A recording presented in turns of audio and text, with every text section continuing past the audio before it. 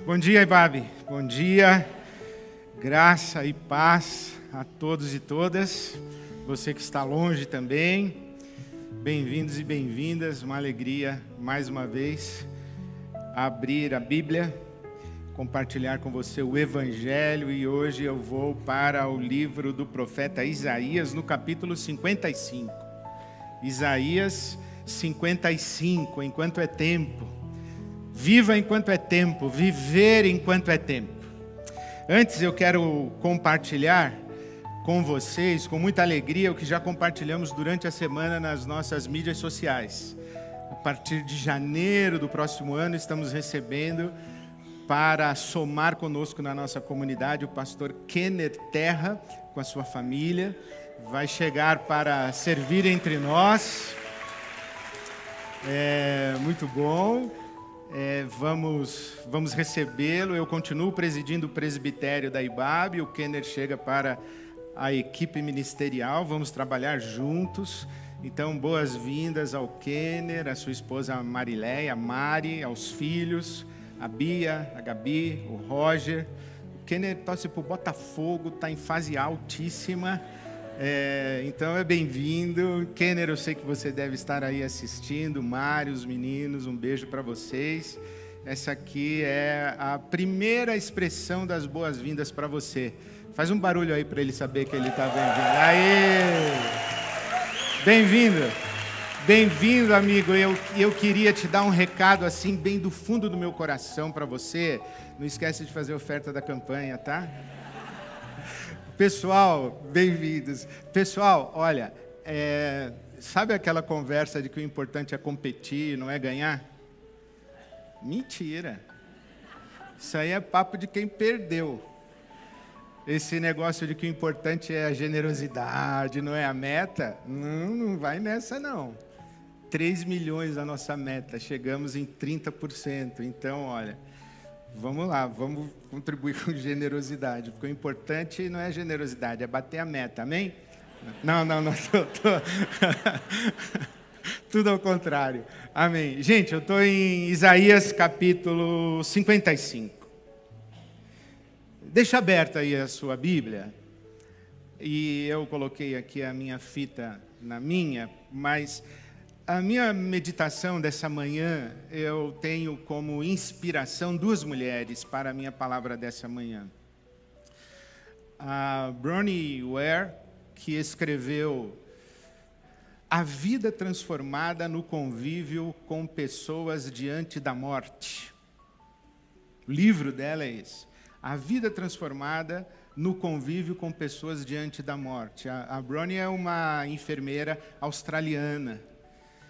E ela é uma mulher dedicada a acompanhar pessoas que nós chamamos de pacientes terminais.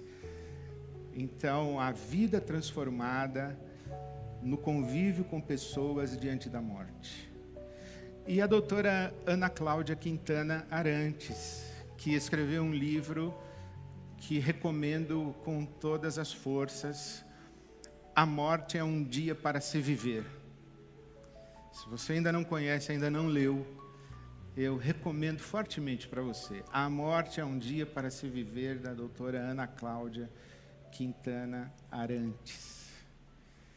Ela mesma se define como uma pessoa dedicada a cuidar das pessoas que estão morrendo, das pessoas que morrem, mas das pessoas que estão nesse momento de consciência de que sua vida está chegando ao fim. E essas 2 mulheres oferecem para nós, fruto do seu trabalho, das suas pesquisas, e muito fruto das suas escutas com essas pessoas, elas nos oferecem o que chamaram de os 5 maiores arrependimentos das pessoas quando estão na iminência da sua morte. Os 5 maiores arrependimentos. O primeiro deles é: eu gostaria de ter feito as minhas escolhas, em vez de ter feito escolhas que me foram impostas por outros. eu gostaria de ter feito as minhas próprias escolhas. Olha, uma pessoa que chega quase ao fim da sua vida dizendo: eu não fiz as minhas escolhas, eu me submeti a escolhas que fizeram por mim ou para mim, é quase que o mesmo que confessar: eu não vivi a minha vida, eu vivi a vida que quiseram que eu vivesse. Eu não fui o autor, a autora do script da minha vida. Alguém escreveu para mim um roteiro e eu segui. Eu não fiz as minhas próprias escolhas. E quando a gente se submete a isso, de não assumir as nossas próprias escolhas, da gente se submeter às escolhas que os outros fazem por nós ou para nós, nós fazemos isso muito provavelmente porque nós temos a necessidade de receber validação de outras pessoas. Se eu não faço o que eu quero, se eu não escolho o que eu quero, se eu não sou o autor da minha vida, mas eu faço aquilo que você quer, por que eu faço isso? Porque eu quero que você me aprove, porque eu quero que você me valide, porque eu quero que você me julgue importante na sua vida. Eu não vivo a minha vida, eu vivo para ser importante na sua vida. Então eu não faço as minhas escolhas, eu me submeto às suas. O que acontece com isso, geralmente, é que à medida em que eu vou abrindo mão das minhas escolhas em favor das suas, e as suas, pode ser uma pessoa só, pode ser o pai, a mãe, pode ser o marido, a esposa, pode ser um filho, pode ser uma multidão, pode ser a família inteira, pode ser a sua religião, pode ser a sua igreja, pode ser inclusive o seu Deus. Eu não fiz as minhas escolhas. O que eu fiz foi fazer a vontade de Deus. E quando eu digo isso, eu não queria. Se dependesse de mim, eu não teria feito. Mas eu me senti obrigado a fazer aquilo que Deus queria que eu fizesse. Sabe o que acontece? Eu me coloco numa condição e numa situação, consciente ou inconscientemente, de credor, e Deus de devedor. Eu fiz o que você queria. Inclusive, isso é tão sintomático que Santo Agostinho tinha uma oração que ele dizia: ó Deus, ajuda-me a fazer a tua vontade como se fosse a minha, para que faças a minha vontade como se fosse a tua. Ora, à medida em que eu faço a vontade de outro, e eu sacrifico a minha vontade, eu me torno credor do outro. Aí eu digo assim: eu fiz tudo por você, eu abri mão de tanta coisa por você, eu me sacrifiquei por você, e é assim que você me retribui, é assim que você me paga. Aí duas coisas podem acontecer. A primeira é que geralmente esse outro alguém diz assim: eu não te pedi, você fez porque quis. Eu não te exigi, eu não te pedi, eu não te obriguei a fazer, agora você vem me cobrar? E aí a gente responde: quanta ingratidão. Isso gera frustração, isso gera ressentimento. Aí a gente chega no fim da vida dizendo: eu me arrependo de não ter feito as minhas próprias escolhas. Evidente que esta não é uma fala a respeito de faz o que você quer, viva do jeito que você quiser. Não é uma recomendação para que você viva de modo egocêntrico, egoísta, e que você pense apenas em você mesmo. É uma advertência para que você seja o protagonista da sua história. E que você não transfira a responsabilidade das decisões, principalmente as decisões que afetam estruturalmente a sua vida, que você não transfira isso para outras pessoas. Que você não terceirize essa responsabilidade, para que você não chegue no fim da sua vida dizendo: eu me arrependo de não ter feito as minhas próprias escolhas. O segundo arrependimento é: eu me arrependo de não ter expressado mais os meus sentimentos. Eu engoli muita coisa, eu guardei muita coisa, eu me contive, eu me reprimi. Uma outra forma de dizer isso é: eu me mascarei. Eu aparentava ser uma coisa e viver de um jeito que não correspondia ao que estava dentro de mim. Os meus sentimentos, eu guardei para mim. Guardei os meus sentimentos e eu não expressei os meus sentimentos, e esses meus sentimentos que ficam aqui guardados, cedo ou tarde eles saem. Cedo ou tarde eles afloram. Cedo ou tarde eles se manifestam, e não poucas vezes, se eu fiz um esforço tão grande para guardá-los, eles aparecem contra a minha vontade e completamente fora do meu controle. Os sentimentos bons, eu me arrependo de não ter dito "eu te amo" enquanto eu poderia ter dito. Eu me arrependo de não ter dito "eu te perdoo" enquanto eu poderia ter dito. Eu me arrependo de não ter dito "você é importante para mim", enquanto eu poderia ter dito. Por que não disse? Outro dia, eu estava conversando com um casal, e o homem quer casar, mas ela diz: "eu não estou pronta". E como a gente estava num aconselhamento pastoral, eu falei: "se importa de dizer por que você não está pronta para casar?" Ela disse: "porque eu não confio em homem". Eu falei: "você tem todo motivo, tem toda a razão". Mas é interessante quando nós somos machucados e feridos.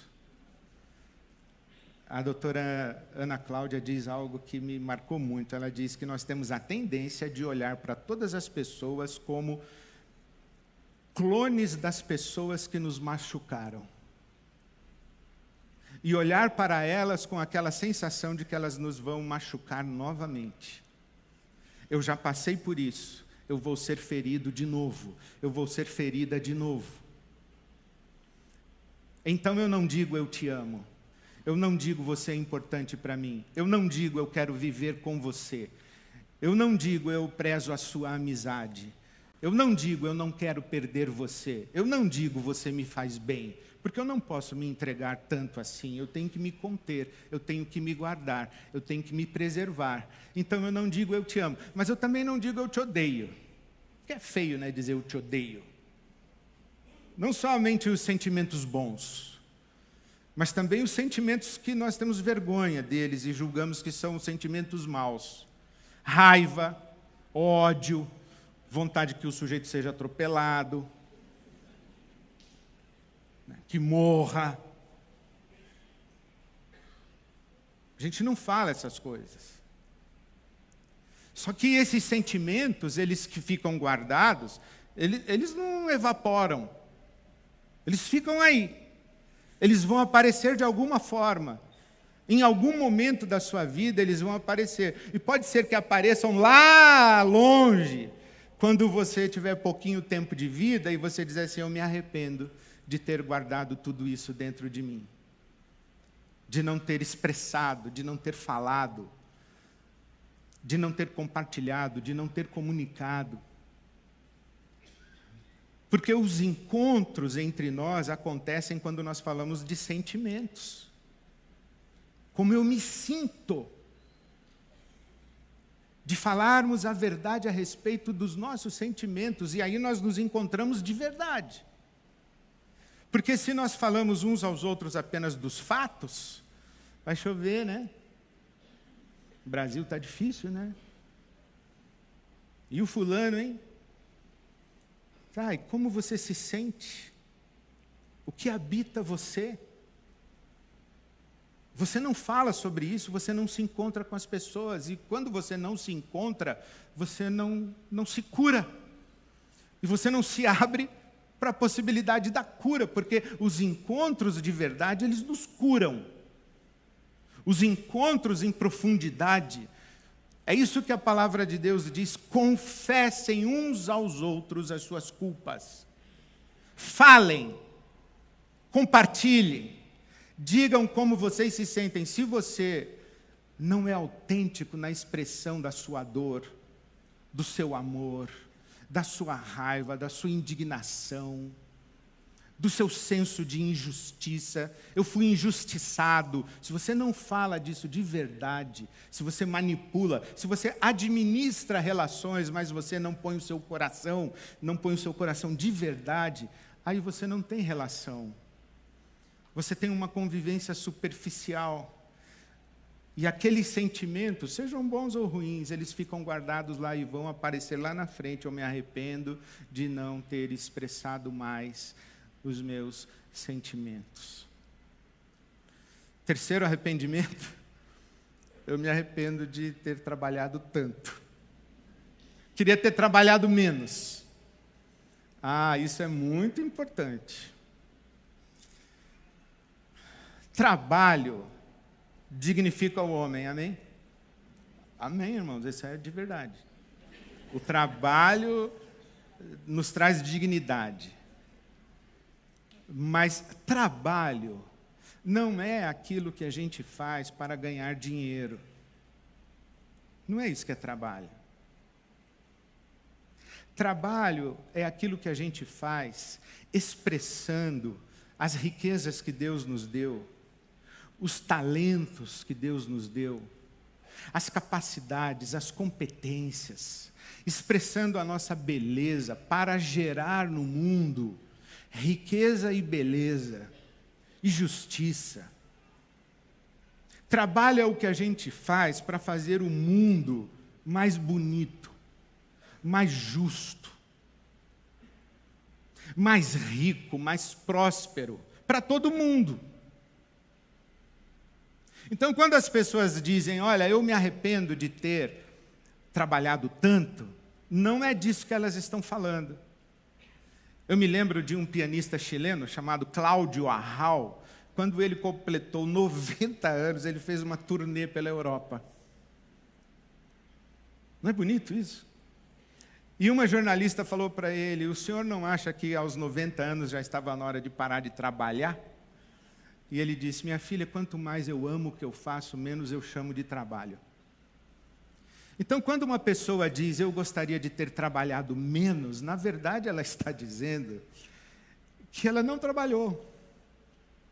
Ela esteve ocupada, correndo atrás de pagar a sua conta.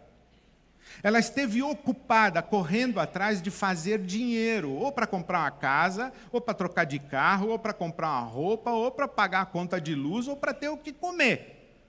Mas ela não trabalhou no sentido bíblico, no sentido espiritual do trabalho. O trabalho como expressão da nossa maior potencialidade, beleza, riqueza e capacidade para transformar o mundo segundo a vontade de Deus. Isso é trabalho. Então, se você está ocupado, ocupada, fazendo aquilo que você precisa porque você tem conta para pagar, encontra algum outro lugar onde você possa trabalhar, porque isso aí você só está ocupado, só está ocupada. E muita gente diz assim, olha, pastor, não tenho nem tempo para trabalhar e fazer coisas bonitas, e eu gostaria mesmo é de ensinar a criança a tocar piano, eu gostaria mesmo é de plantar jardim, eu gostaria mesmo sei lá, de pintar um quadro, eu gostaria mesmo, não sei o que você gostaria de fazer para abençoar as pessoas, gostaria de andar com os cachorros dos outros. Não tenho nem tempo para isso, porque eu estou correndo atrás de pagar os meus boletos. Aí você vai chegar lá no fim da sua vida e falar, eu me arrependo de ter dedicado a minha vida a correr atrás de pagar conta e boleto. Como é que você está se expressando no mundo para abençoar o mundo? E o que é que você está fazendo além de pagar suas contas? Eu estou doando na campanha. Não vale. Sabe por quê? É nobre, é bonito. As pessoas abençoadas pelas nossas contribuições financeiras, elas vão agradecer e as suas vidas serão impactadas pelo trabalho que é feito por pessoas que são abençoadas pela nossa pequena contribuição financeira. Mas lá no fim da sua vida você vai dizer: eu gostaria de ter dado mais de mim do que apenas dado o meu dinheiro. Porque quando a gente dá o dinheiro, e é só o dinheiro, a gente não tem a experiência de contribuir para a transformação de maneira concreta na relação pessoal. Por isso que o Salmo 23 diz que Deus prepara uma mesa. Deus não distribui cesta básica. Deus não manda entregar pão na sua casa. Ele prepara a mesa. Porque o reino de Deus é o reino das relações, e são as relações que nos transformam e transformam os outros. O que é que você faz na sua vida, além de correr atrás de pagar as suas contas ou de juntar dinheiro? O quarto arrependimento é: eu gostaria de ter convivido mais com os meus amigos, com as minhas amigas. Quem são os parentes? Parente a gente não escolhe, certo? Aí você tem o irmão que tem, aí problema é seu. Agradeça a Deus. Você tem a irmã que tem o pai que tem, a mãe que tem, o filho que tem, é a sua família. É sangue, gente. Tem que ir lá no jantar do Natal. É sangue. Tem que ir. Amigo secreto. Na hora que for descrever a pessoa que você tirou, faz uns elogios. Porque já não vai estragar o Natal da família, com autenticidade. Você não é autêntico, vai ser autêntico justo no Natal da família. Então, vai de boa, família. Agora, amigo é a família que a gente escolhe. Ou talvez até amigo, amiga, é a família que acontece para a gente. Quando a gente viu, já era amigo. Deu match. Ou como diz antigamente, hoje é match, né? Antigamente dizia que o santo bateu. Bateu o santo. Não, amigo é a gente, amigo e amiga, a gente ama. Um amor muito, muito puro. Já reparou que todos os outros amores, eles são um pouquinho contaminados por interesses e necessidades? Né? A pessoa que está apaixonada diz assim: eu te amo, não consigo viver sem você. Aí, ó. Então, não é que você me ama, é que você não consegue viver sem mim. Então, você se ama. E me usa para eu fazer bem para você. Você entendeu? Agora, amigo não, amigo, amiga, é porque a gente gosta de estar junto, é porque a gente celebra, é porque a gente curte. E amigo, de vez em quando, dá muito trabalho, mas tudo bem, é amigo. Amizade. A gente conta nos dedos, né, quem são amigos e amigas. Uma das maiores tristezas da minha vida são os amigos que se perderam no tempo, eles vazaram entre os meus dedos, e nem sei direito explicar tanto porquê, mas eu sinto falta dessas relações de amizade. E quando entra interesse, cobrança, sai da amizade, passa a ser transação. Eu me arrependo de não ter passado tanto tempo com os meus amigos e as minhas amigas. E o quinto arrependimento e último é: eu me arrependo de não ter feito de mim uma pessoa mais feliz. Olha, essa aí é bem pesada, porque é bem psicodélica, assim, do tipo, o que quer dizer isso? Como é que uma pessoa faz de si mesma uma pessoa mais feliz? E eu penso que a felicidade, isso que a gente chama de felicidade, que é até difícil de definir, isso que a gente chama de felicidade, é aquilo que transcende as conquistas, as realizações e as circunstâncias. A felicidade é alguma coisa que a gente experimenta porque a gente cultiva um coração capaz de ser feliz. Mesmo quando as coisas não vão bem, você que é crente faz tempo conhece: se paz a mais doce me deres gozar, se dor a mais forte sofrer, ó, seja o que for, tu me fazes saber que feliz com Jesus sempre sou. Sou feliz com Jesus. Sou feliz com Jesus, meu Senhor, não porque tudo me vai bem, mas eu aprendi a ser feliz porque é uma coisa do meu coração. A felicidade independe de circunstâncias. A felicidade independe de realizações e de conquistas. Quando eu casar eu vou ser feliz. Quando eu for promovido eu vou ser feliz. Quando eu terminar meu mestrado eu vou ser feliz. Quando eu tiver filhos eu vou ser feliz. Quando tem uma conquista e uma realização. Então a gente está impondo condição para a nossa felicidade. Se acontecer aquilo, se eu alcançar aquilo outro, se e quando. Então é uma felicidade que não é algo do coração, é algo das conquistas, das coisas em volta da gente. Eu não sei se é isso que as pessoas que dizem eu me arrependo de não ter feito de mim uma pessoa mais feliz, se é isso que elas estão dizendo, mas é isso que eu acredito. É isso que eu penso quando o apóstolo Paulo diz: eu aprendi o segredo do contentamento. Eu sei estar contente em qualquer situação, tendo muito, tendo pouco, podendo muito, podendo pouco, porque na verdade eu tudo posso naquele que me fortalece.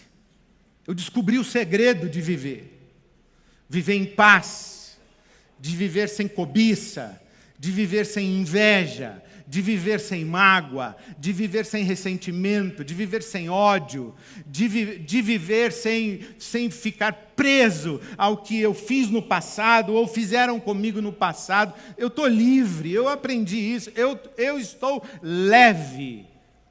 Eu me arrependo de não ter feito de mim uma pessoa mais feliz, eu me arrependo de viver tão pesado. São os 5 arrependimentos que as mulheres inspiradoras disseram e compartilharam para nós. Eu me arrependo de não ter feito as minhas escolhas, eu me arrependo de não ter expressado os meus sentimentos, eu me arrependo de ter me dedicado tanto a um trabalho, eu me arrependo de conviver pouco e não conviver tanto com os meus amigos, eu me arrependo de não ter feito de mim uma pessoa mais feliz. Mas eu disse que nós estaríamos em Isaías 6, ou Isaías 55, versículo 6. Esse é o 6º arrependimento que eu coloco na minha lista. Eu não quero chegar no fim da minha vida com esse 6º arrependimento. A palavra de Deus nos diz: busquem o Senhor enquanto é possível achá-lo, clamem por Ele enquanto está perto. Buscai ao Senhor enquanto se pode achar, invocai-o enquanto está perto. Foi assim que eu decorei na minha infância. A Nova Versão Internacional diz: busquem o Senhor enquanto é possível achá-lo, clamem por Ele enquanto está perto. Eu me arrependo de não ter tido um encontro com Deus enquanto era possível. Eu me arrependo de não ter atravessado a minha existência tendo Deus como minha companhia. Eu me arrependo de não ter prestado atenção à presença de Deus comigo, por mim, em mim. Sabe que linda é a fala de Deus para Abraão? Gênesis capítulo 17, Deus diz a Abraão o seguinte: anda em minha presença. Anda em minha presença. Há um filósofo judeu, Franz Rosenzweig, que ele diz que a maior bem-aventurança da vida de uma pessoa é andar acompanhada pelo seu Deus. Eu me arrependo de ter atravessado vales de sombra da morte sem ter podido dizer: não tenho medo desse vale, porque tu estás comigo. Eu me arrependo de não ter cultivado uma experiência profunda, verdadeira, legítima com Deus. Lembra do Eclesiastes capítulo 12? Lembra-te do teu Criador nos dias da tua mocidade, para que não cheguem os anos dos quais venhas a dizer, não tenho neles contentamento. Porque se Deus não está presente na sua vida, e se Deus não é uma experiência para você, vai faltar o essencial do sentido e do significado da sua existência, que é uma experiência com Deus. O autor da carta aos Hebreus diz assim, se hoje você ouvir a voz de Deus, não endureça o seu coração. Se hoje você ouvir a voz de Deus falando com você, eu me arrependo de não ter ouvido a voz de Deus. Ouvido, não no sentido de eu ouvi, mas não obedeci, isto é, não ouvi. Mas eu me arrependo de não ter ouvido a voz de Deus, de não ter sequer parado para escutar a voz de Deus. Você pode dizer que é maluquice, ou você pode dizer que é projeção da minha psique, você pode dizer o que você quiser, mas eu tive um encontro com Deus essa semana, descendo uma ladeira de perdizes. Eu estava com umas ideias, sabe? Estava com umas ideias boas, inteligentíssimas, assim, muito maravilhosas. E aí, quando eu comecei a descer a ladeira, pensando naquelas coisas, eu ouvi na minha consciência uma voz dizendo, para que isso? Você nunca foi disso. Você nunca fez isso. Você nunca desejou isso. Você nunca correu atrás disso. Para que isso agora? E eu disse, o senhor tem razão, me perdoa. Vamos seguir, esquece. Eu me arrependo de não ter andado pela vida tendo Deus como minha companhia. Eu me arrependo de ter voltado para Emaús, sem me dar conta de que Cristo estava ressurreto.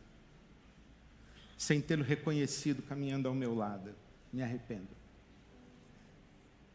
Eu me arrependo de ter vivido sem Deus. Porque tenha certeza, naquele segundo da sua vida, em que você estiver perto de dar o seu último suspiro, vai passar aqui pela sua consciência uma pergunta assim, onde está Deus? E a única resposta que é satisfatória é você dizer, aqui, está comigo, está aqui nesse quarto, está aqui de mãos dadas comigo. Eu não tenho medo de partir,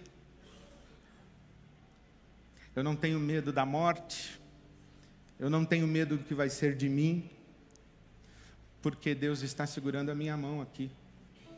Eu encontrei com Ele, Ele me encontrou. Eu andei com Jesus, Jesus andou comigo. Eu me arrependo de muita coisa, mas de não ter andado com Jesus e não ter deixado Ele segurar a minha mão, isso eu não me arrependo. E eu pergunto a você, do que você se arrepende? É o 7º arrependimento. Sabe qual é o 7º arrependimento? Não faço a menor ideia. Só você que sabe, porque cada um de nós aqui talvez tenha um 7º arrependimento. O que é que se amanhã fosse o último dia da sua vida, você diria, eu me arrependo, se eu soubesse que eu ia morrer hoje, eu tinha feito. Se eu soubesse que eu ia morrer hoje, eu tinha comido aquele bolo. O que você faria se você soubesse que vai morrer amanhã? Qual seria o seu 7º arrependimento? Alguém que você não encontrou, alguém que você não buscou, uma palavra que você não disse, alguma coisa que você não mudou na sua vida, alguma coisa... Qual seria o seu arrependimento particular, o seu arrependimento de segredo com Deus?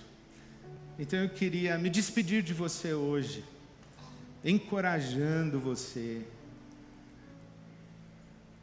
a viver de tal maneira que você não tenha arrependimentos lá. Ou tenha pouquinhos. Você não tenha arrependimentos estruturantes assim da sua vida, sabe? Enquanto é tempo. E qual é o tempo de Deus hoje? Qual é o tempo de Deus? Agora. Se hoje você ouvir a voz de Deus, hoje, agora, e enquanto você está vivo, enquanto você está viva, é tempo. É tempo. Enquanto é tempo, nós estamos no tempo, e é hoje. Então plante hoje o seu futuro. Se esse seu futuro vier daqui a 20 anos, 30 anos, 40, 50 ou uma semana, planta hoje. Planta hoje. Uma vez eu ouvi essa história de um homem que andava com Deus. Perguntaram a ele: como você viveria se soubesse que vai morrer daqui a uma semana? E a resposta dele foi: exatamente como eu estou vivendo hoje.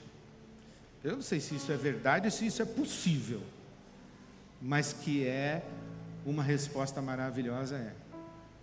Eu estou em dia. Eu estou em dia com a minha consciência, eu estou em dia com Deus, eu estou em dia com as minhas escolhas, eu sou responsável pela minha vida, sou adulto, sou adulta, eu estou em dia. Eu estou em dia com os meus sentimentos, eu estou cuidando deles. Eu estou em dia em produzir riqueza, beleza, justiça no mundo com aquilo que Deus me deu. Eu estou em dia com a minha alegria, com o meu prazer, minha satisfação, com a minha mesa e a minha roda de amigos e de pessoas que eu amo, que me amam. Eu estou em dia. Eu estou em dia em ser uma pessoa leve. Eu não tenho pendência. Eu estou em dia. Não significa que estejamos perfeitos. Significa só que a gente está cuidando, a gente está atento, a gente está em dia. Mas principalmente eu estou em dia porque eu tenho andado na presença de Deus. E por onde eu passo eu digo: não tenho medo de nada, porque Tu estás comigo. Tu estás comigo. Tu estás comigo, e a Tua doce e maravilhosa presença fazem a minha vida ter todo sentido, ter todo significado e valer a pena. Enquanto é tempo, enquanto é tempo. Enquanto a gente canta, plante hoje o seu futuro, faz aí a sua oração, se você lembrou de um arrependimento que é o 7º. E lembra que 7 é o número da perfeição, viu? O arrependimento assim perfeito, sabe por quê? Porque é o seu, é o seu, é o seu. Esse aí é o arrependimento de verdade, é esse que só você e Deus sabem. Enquanto é tempo, meu irmão, minha irmã, meu querido, minha querida, enquanto é tempo. Não desperdice a sua vida não, amém.